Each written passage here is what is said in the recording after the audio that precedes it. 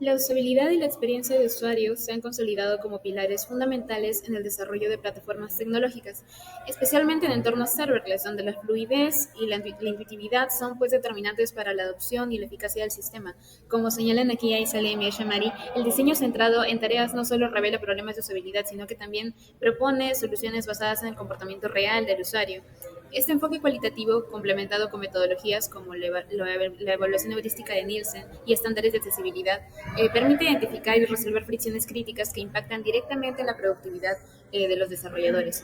En el contexto de Newer como plataforma serverless orientada a la nube, vamos a sintetizar los hallazgos de un riguroso proceso de pruebas de usabilidad, accesibilidad y análisis de comportamiento, siguiendo las recomendaciones primero de Nielsen, que afirma que 5 usuarios son suficientes para detectar más del 80% de los problemas en un test cualitativo. También Think Aloud, mapas de calor y auditorías automatizadas mediante las cuales se evaluaron aspectos clave como la claridad en la retroalimentación del sistema, la coherencia terminológica y la eficacia en flujos críticos, desde la creación de rutas hasta la depuración de logs, ¿no? Identificando patrones como la baja visibilidad de controles interactivos y la necesidad de mensajes de confirmación explícitos. También se integran hallazgos cualitativos como las puntuaciones Single List Question, que oscilaron entre 3.8 y 6.3 en tareas centrales, revelando áreas críticas como la inspección de logs, donde por ejemplo el diseño del panel interrumpe el flujo de búsqueda. También se documenta la evolución en accesibilidad, con una mejora del 41 al 97% en métricas tras implementar recomendaciones basadas en herramientas como Accessibility Checker y PageSpeed Insights, lo que refuerza la tesis de que el diseño empático no solo optimiza la UX, sino que también asegura el cumplimiento de estándares técnicos. Entonces, a continuación, no solo presentamos un diagnóstico detallado, sino que también proponemos soluciones iterativas, ¿no? Desde la unificación del lenguaje técnico hasta la implementación de atajos de teclado, alineadas pues con las mejores prácticas de la industria y respaldadas por evidencia empírica.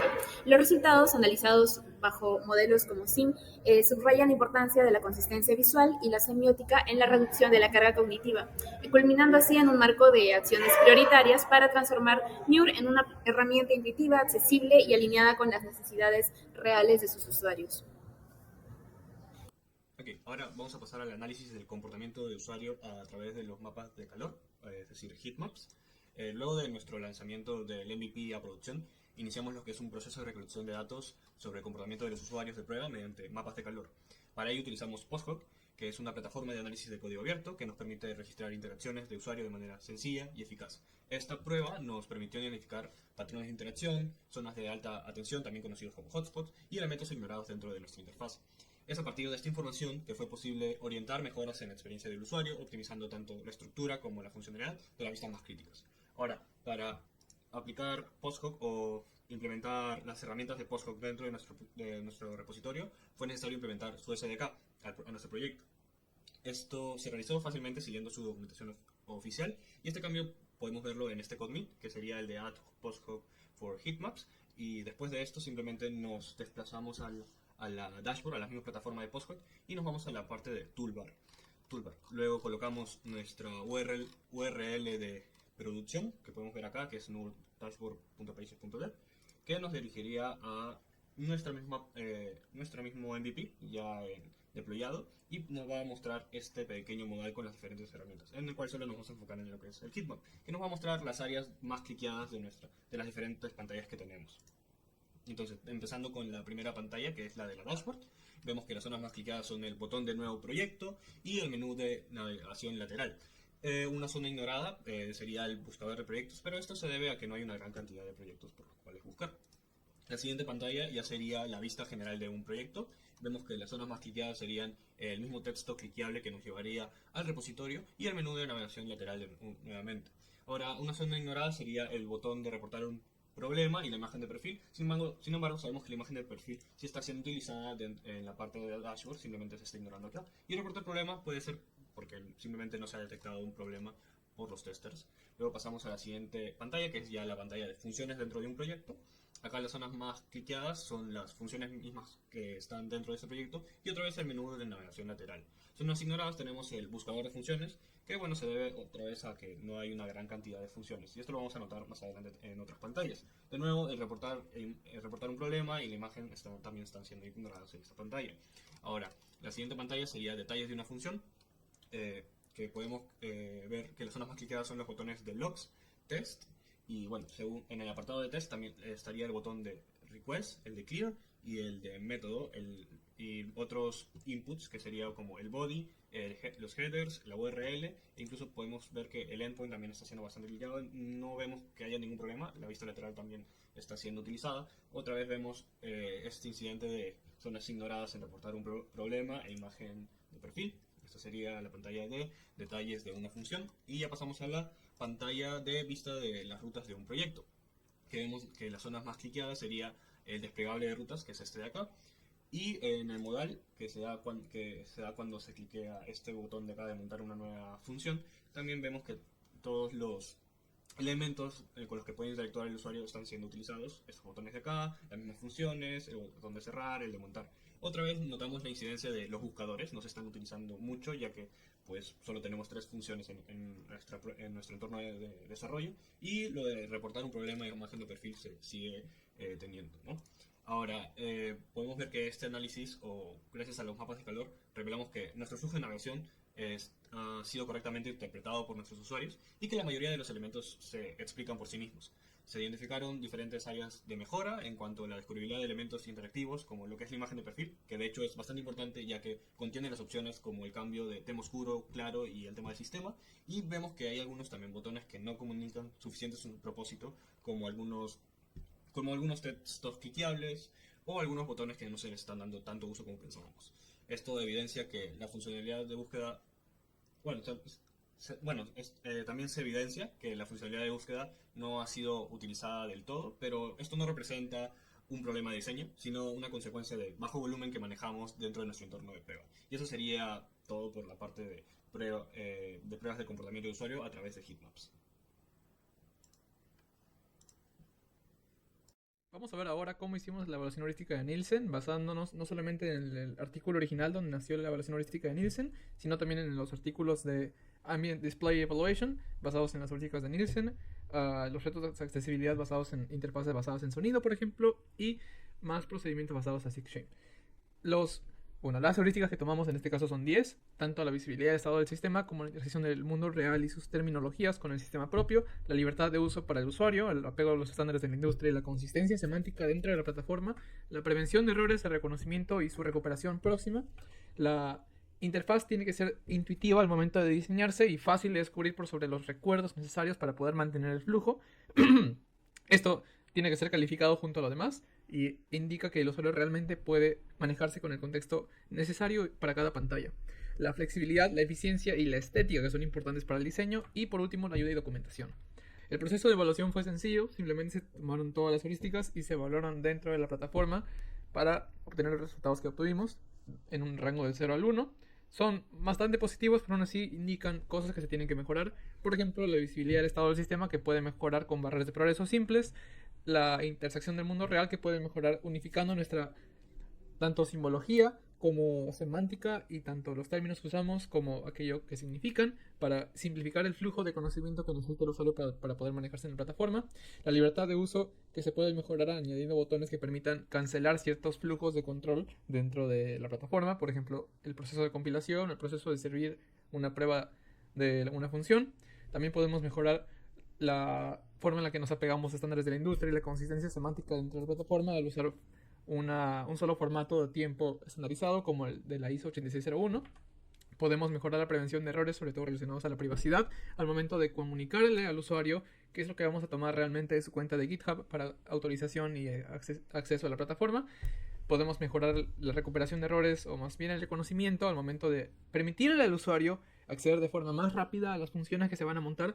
Y para esto tenemos que reducir la carga o qué tan nesteados están las pantallas. En este caso son 3 niveles de nesting, pero se pueden reducir mediante pantallas de búsqueda, por ejemplo, o pantallas de búsquedas frecuentes. Podemos mejorar la forma en la que el usuario se puede manejar dentro de la plataforma al añadir key bindings o atajos de teclado. Podemos mejorar la flexibilidad y la eficiencia del uso de la plataforma al mejorar la forma en la que usamos los iconos para que se puedan unificar dentro de un solo idioma de diseño. Y por último, podemos mejorar la ayuda a los usuarios dentro de la plataforma y la documentación de la misma, utilizando herramientas de análisis inteligente y ayuda inteligente basadas, por ejemplo, en Amazon Q de AWS. Con esto ya finalizamos la forma en la que hicimos nuestra evaluación heurística y podemos pasar a la siguiente evaluación de accesibilidad y usabilidad de la plataforma. Luego, continuando con la auditoría de accesibilidad de NURI. Estas son pruebas de accesibilidad automatizadas realizadas exclusivamente al componente web de NURI. Primero, ¿cómo lo evaluamos? Utilizamos el estándar de WCAG en su versión 2.2 y en este sentido también utilizamos las herramientas que la propia Web3 creadora de este estándar recomienda para evaluar páginas web. Dos de ellas, Google Speed Insights, que si bien se basa principalmente en velocidad de páginas web, también ofrece 56 checks automatizados de accesibilidad. Y si recordamos que es de Google, sabremos que estos checks influyen directamente en el ranking y posicionamiento de las páginas, es por eso que es tan importante. Luego un test mucho más integral, con 5 estándares de accesibilidad, prohibidos por Accessibility Checker, entre ellos WCAG, y pues entidades como la ADA, European Accessibility Act y Accessibility Ontarians with Disabilities Act, que serían los guidelines equivalentes para tanto América como Europa como Canadá, respectivamente. Estas se hicieron sobre el prototipo inicial y los resultados no fueron alentadores. No subíamos del 41% de accesibilidad en los criterios de éxito. ¿Qué son estos de los criterios de éxito? ¿Cómo interpretamos estos resultados? Bueno, primero debemos posicionarnos en algún nivel de compliance. Existen 3 niveles. Nosotros nos posicionamos en el segundo nivel, recomendado para la mayoría de páginas web, que contiene 55 criterios de éxito o Success Criteria. Luego, basándonos, acá inició nuestra investigación, ¿no? Basándonos en Web Accessibility WCAG Made Easy de Olga Revila y Olga Carrera, dos doctoras de la Universidad Politécnica de Cataluña, empezamos a leer los requisitos de la accesibilidad web y nos encontramos con 4 principios, disculpen, cada uno de ellos con success criteria específicos para cada versión. Entonces nos concentramos en los del nivel 2, que serían hasta aquí, este nivel 2, y empezamos a implementarlos. Ahora, por suerte, nuestros test también nos daban un reporte de qué success criteria estábamos violando. Luego, un estudio muy interesante de la Web Million para 1 millón de páginas web nos dice que realmente estos errores son muy comunes y fáciles de arreglar. Por ejemplo, texto de bajo contraste, no hay alt text por las imágenes, no hay labels para los formularios. Entonces nos pusimos manos a la obra porque realmente esos errores son en su mayoría simples. Primero, los ARIA labels, más cientos de ARIA labels hemos distribuido dentro de toda la página web. Luego también textos alternativos para todas las imágenes. Y por último, hemos corregido todos los errores de color de contraste que teníamos. Esta fue una parte complicada porque los tests difícilmente reportan eso. Este es el resultado final. Ahora, el resultado final se realizó sobre la página web oficial, la que está desplegada ahora mismo. Y obtuvimos pues ya resultados exitosos. 100% de accesibilidad en Lighthouse. Lo mismo también en PageSpeed Insights y en el Accessibility Checker. Esto que demuestra que ya nos adheremos a los criterios de éxito definidos por el segundo nivel de la WCAG. Esto demuestra pues que las pruebas se realizaron con éxito y que podemos pasar ahora sí a la siguiente prueba. Ok, ahora vamos a proceder a explicar cómo es que usamos la prueba SIM en nuestro proyecto NEUR. Primero, vamos a definir que hemos seleccionado 2 vistas como muestra de nuestro MVP para su evaluación. Nosotros buscamos evaluar la interacción entre el diseñador y el usuario, ¿no? Respondiendo a estos tipos de preguntas que al final, tras el análisis, pueden generar rupturas en la comunicación. Preguntas como ¿qué puedo hacer ante esta situación? ¿En tantos botones? ¿Qué debería hacer ahora? ¿Cómo he llegado hasta este punto? Son puntos que reflejan la relación de lo que tiene que hacer el diseñador para que el usuario lo interprete de una forma correcta y no forzada. Entonces comenzamos con la vista principal del dashboard. En esta vista principal resalta el menú a la izquierda, 3 botones a la derecha con los cuales se puede interactuar, un buscador y también el tema de poder interactuar con un proyecto para entrar a cosas específicas, ¿no? En esta evaluación hemos notado que todo funciona correctamente, pero tenemos una pequeña observación y es que cuando tú haces clic en el punto de arriba a la derecha para el tema del icono del usuario, esto generalmente un usuario lo interpreta como que puede hacer más acciones, pero solamente te da un uso limitado que es cambiar la temática de claro, oscuro, sistema. Entonces esto puede generar confusión al tema de que quizás el usuario quiera hacer más tareas, pero está todo limitado simplemente poder cambiar la temática. En la segunda vista está en la relevancia de que incluye todas las opciones que puedes interactuar con un proyecto. Tenemos los mismos botones a la derecha, aparte de que vamos a evaluar el tema del logo y de las rutas con el nuevo menú y la terminología que que involucra un link para poder interactuar. Acá tenemos las siguientes observaciones. La primera es que en el menú de la izquierda podemos ver como vista general está el último. Y esto es una posición atípica de este botón, porque esto debería estar al principio, como en otras plataformas. La segunda observación es que se puede generar una posible confusión del usuario, porque no puedes interactuar con el logo cuando en la mayoría de plataformas esta acción te permite volver al panel principal o al dashboard en este caso. Solo se puede por las rutas que están a su derecha.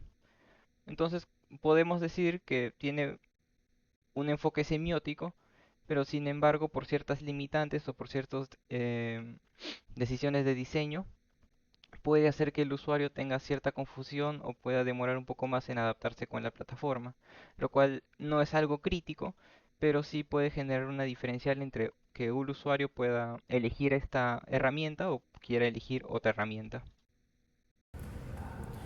Vamos a pasar a ver rápidamente las pruebas de usabilidad basadas en tareas que hemos realizado para nuestro MVP. Hemos basado gran parte de nuestra metodología en el trabajo de Al-Salem y Al-Shamari, quienes han realizado 3 tipos de pruebas distintos en 2 sitios web distintos. En nuestro caso, hemos utilizado la forma en la que ellos hacen la prueba de usabilidad basada en tareas. Hemos utilizado métricas cuantitativas, como ellos han hecho, solamente métricas cualitativas, y es una recomendación por el artículo de Jakob Nielsen del 2012, el cual indica que para pruebas cualitativas basta con tan solo 5 usuarios para descubrir al menos un 80% de los problemas de usabilidad de un sitio web. Hemos reclutado, como he mencionado, a 5 miembros de Cloud Native Lima. A cada uno de ellos se le presentó 4 tareas que vamos a mostrar a continuación, las cuales son crear una nueva ruta, tal como se puede ver aquí, montar una función en una ruta que ya existe en una ruta, poder visualizar los logs de una función y poder probar dicha función utilizando el cliente HTTP que ya se ha incorporado. A cada uno de esos miembros se le pidió que mientras realizaban las tareas mencionara en voz alta qué es lo que piensan, cuál es la impresión que tienen sobre la interfaz que están utilizando, y de todo eso se tomó nota. Y al finalizar cada tarea se les pidió que nos indiquen con una puntuación del 1 al 7 qué tan fácil se les hizo poder utilizar esta interfaz para esta tarea en específico. Eso se le conoce como la Single List Question. Entonces, estos son los puntajes promedio que hemos recuperado en promedio para las 4 tareas. De aquí podemos ver que la tarea más sencilla por lejos es la de más puntaje, que es la de probar un endpoint utilizando el cliente REST incorporado. De aquí la que ha sido peor recibida ha sido la tarea de inspeccionar los logs de una función montada, y esto es porque, según los comentarios que hemos recibido, al momento de poder hacer una búsqueda, cada vez que tú introduces un nuevo término de búsqueda, se reinicia el scroll. Como vemos, para poder ver todos los registros es necesario hacer scroll hasta el final de la página. No se nos muestra todo al principio, y eso es algo que algunos usuarios han mostrado un poco de incomodidad al respecto. Entonces tenemos que crear una nueva ruta. Respecto a esto, algunos usuarios han mencionado cierta incomodidad debido al botón para crear rutas, el cual es un poco no tan visible como vemos aquí. Es un botón de más que es más o menos transparente. Y finalmente, para el modal para montar una función existente, vemos que el hover, que es el que nos indica que una función podemos elegirla, es un poco leve, y al momento de hacerle clic vemos que es también más o menos leve, no es un indicador muy llamativo para indicar de que una función ya ha sido seleccionada. En general, hacer este proceso de think aloud junto con las single list questions ha revelado problemas tanto de feedback de usuario, problemas de baja visibilidad en ciertos controles que son críticos realmente. Entonces, estos hallazgos nos dirigen a qué mejoras en concreto debemos hacer en las interacciones que estamos diseñando y en la retroalimentación al usuario.